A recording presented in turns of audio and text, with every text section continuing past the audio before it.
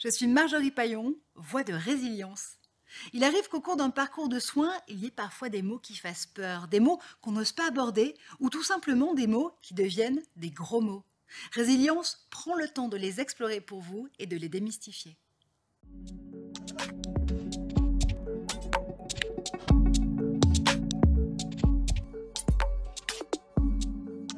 En cancérologie, la chirurgie est un traitement local qui consiste à retirer la tumeur. Si indiquée, elle peut aussi concerner une partie des tissus sains qui l'entourent. Elle n'est donc pas adaptée aux cancers qui touchent les systèmes lymphatiques et sanguins. Sa visée peut être curative lorsqu'elle permet de retirer les tumeurs visibles. Dans ce cas, il est fréquent que le chirurgien ou la chirurgienne réalise l'ablation de certains ganglions et vaisseaux lymphatiques voisins. L'objectif, c'est de ne laisser aucune cellule cancéreuse pour éviter leur réapparition et leur propagation et minimiser les voies d'extension du cancer. La chirurgie peut également être réalisée à visée diagnostique, à travers une biopsie.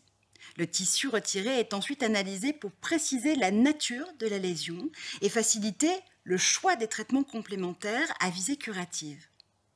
Elle peut aussi être palliative pour soulager la douleur liée à la taille de la tumeur, pour faciliter le fonctionnement de l'organe atteint.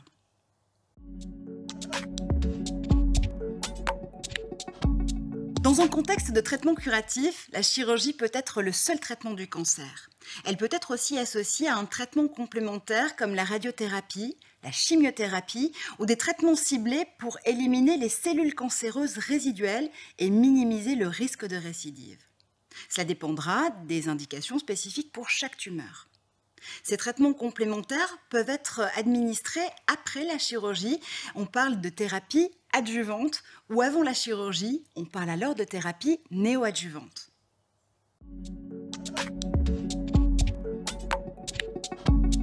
Selon le type d'intervention et l'état de santé général, l'intervention aura lieu sous anesthésie locale, régionale ou générale. Une intervention en chirurgie oncologique peut nécessiter de passer la nuit ou plusieurs jours à l'hôpital.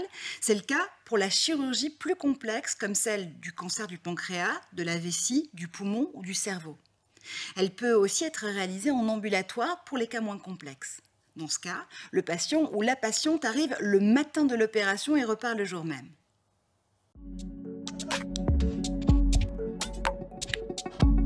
Le chirurgien sera la personne la plus à même de donner les conseils adéquats en fonction des effets secondaires potentiels de l'opération subie.